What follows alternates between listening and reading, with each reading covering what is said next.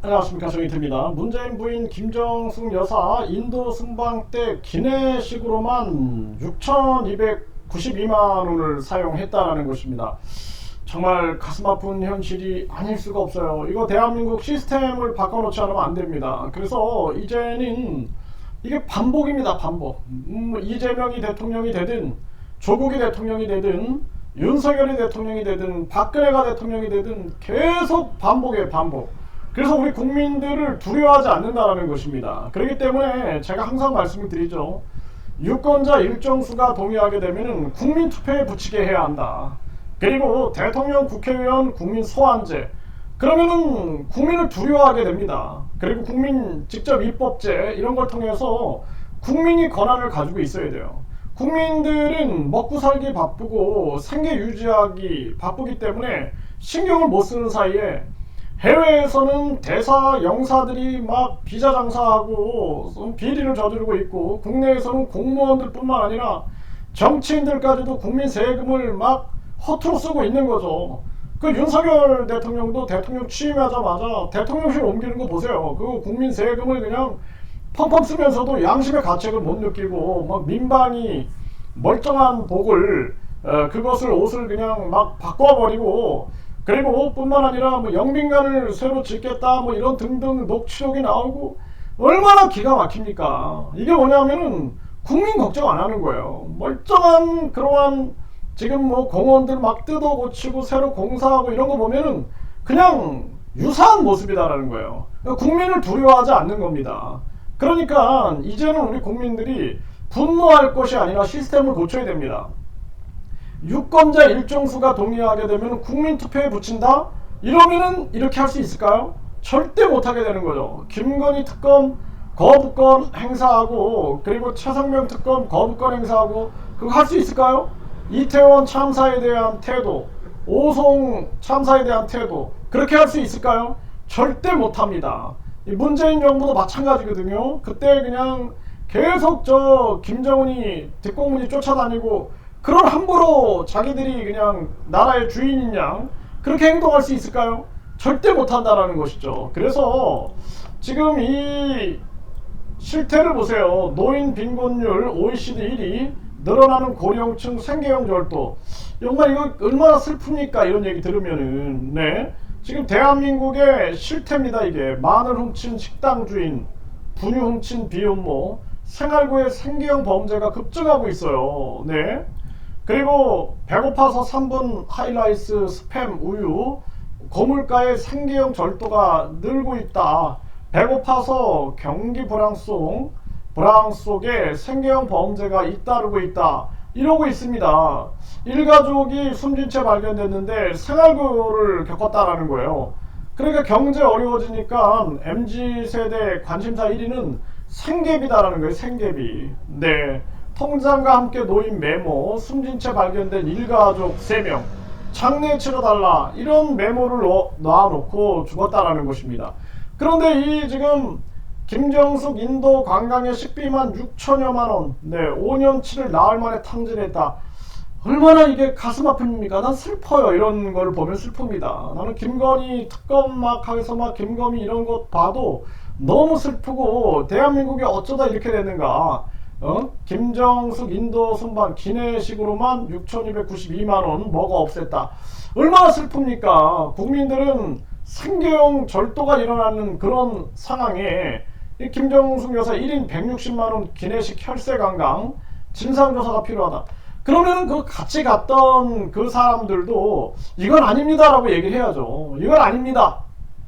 국민 세금인데 우리가 김밥을 먹는 한이 있어도 하나라도 아껴야 됩니다 라고 얘기를 해야 되는데, 그게 아니라 이게 똑같은 자들이죠. 그 같이 있었던 자들도 이거 방조한격이 되는 겁니다. 방조한격. 같이 누린 거죠. 왜 정치를 하려고 할까요? 나는 그 생각을, 왜 저렇게 저 사람들이 정치를 하려고 할까? 보니까 그 정치판에 들어가서 보니 그냥, 야, 저 사람 대통령 만들면 5만 개 자리가 생긴다.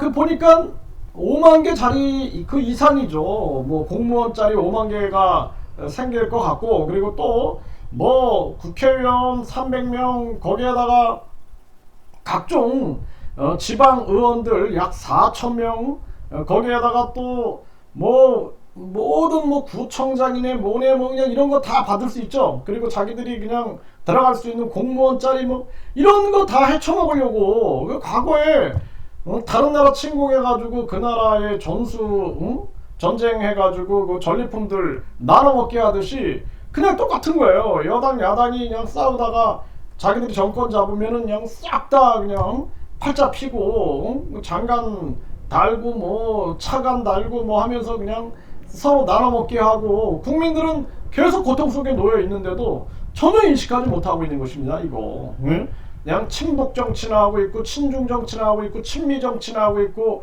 친일 정치나 하고 있고 친러 정치나 하고 있고 얼마나 기가 막힌 거예요. 국민은 없는 거예요. 국민은 그냥 미국에 줄 서, 일본에 줄 서, 북한에 줄 서, 러시아에 줄 서, 뭐 중국에 줄 서 하면서 국민들은 내팽개쳐가지고 지금 나라는 저출산으로 망해가고 있고 특권 계급층들이 판을 치고 있는 거예요.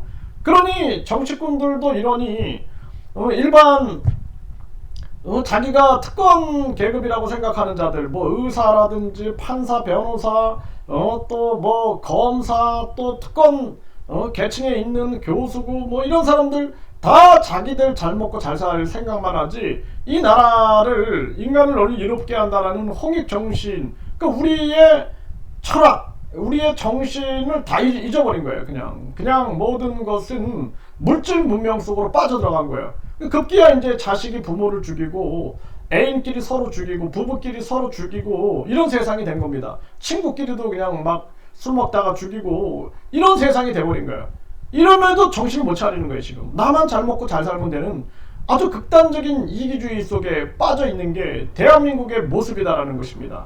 이번에 김호중 사태도 보세요. 계속 거짓말하고 자기는 공연해가지고 돈 벌면서 다른 사람들은 계속 그냥 갖고 노는 거죠. 그런 모습들을 보면서 얼마나 분노하게 됩니까?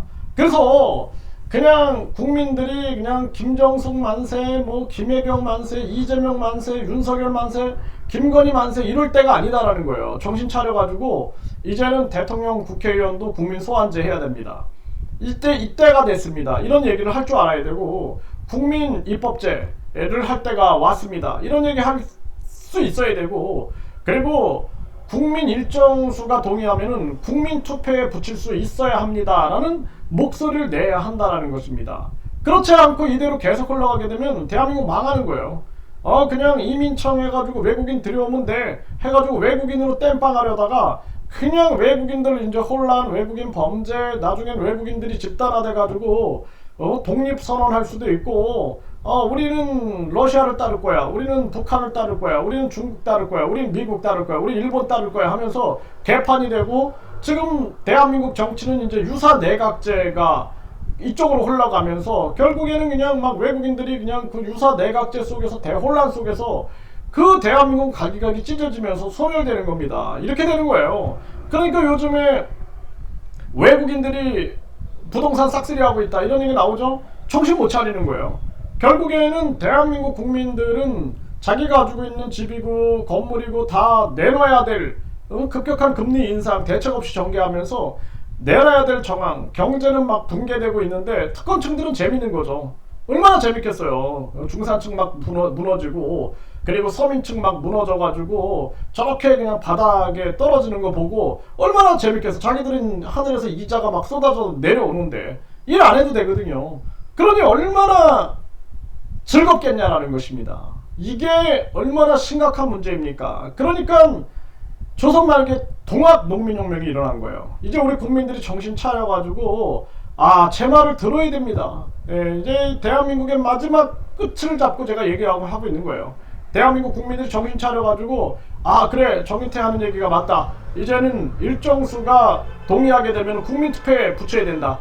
대통령, 국회의원, 국민 소환제 해야 한다. 그리고 국민 직접 입법제 해야 한다. 우리 국민들이 유아기 때부터 이성과 합리를 가져야 된다. 그렇기 때문에 이제는 1류대, 2류대, 3류대, 지방대 버려야 된다. 모든 대학을 학점은행 네트워크로 만들어가지고 그리고 그 이 대학 저 대학에서 150학점 받으면 학위를 주면 되는 겁니다. 80학점이면 전문학사 주고, 대학원도 그렇게 해야 돼요. 이 대학 저 대학에서 뭐 30학점이든 이렇게 받으면 석사 논문 제출해가지고 국가평생교육진흥원에서 심사해가지고 학위를 줘야 돼요.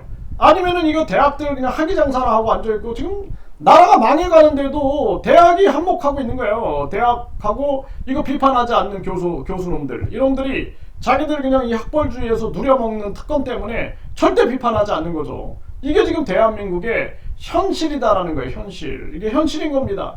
절대로 특권층은 세상을 바꾸지 않는다. 예, 망할 때까지도 안 바꿔요. 망하면은 또 이제 또 특권층으로 또 등장합니다. 나라가 망해갖고 일본이 지배하면 친일파가 딱 되고, 그리고 다시 또 일본이 망해서 미군정 시대가 열리면은 딱 친미파로 돌변하는 게, 그게 특권 계급층 기회주의자들의 특성입니다. 그래서 우리 국민들이 정신 차리고 이 대한민국을 바로잡지 않으면은 대한민국에 미래가 없다라는 것을 분명하게 말씀을 드립니다.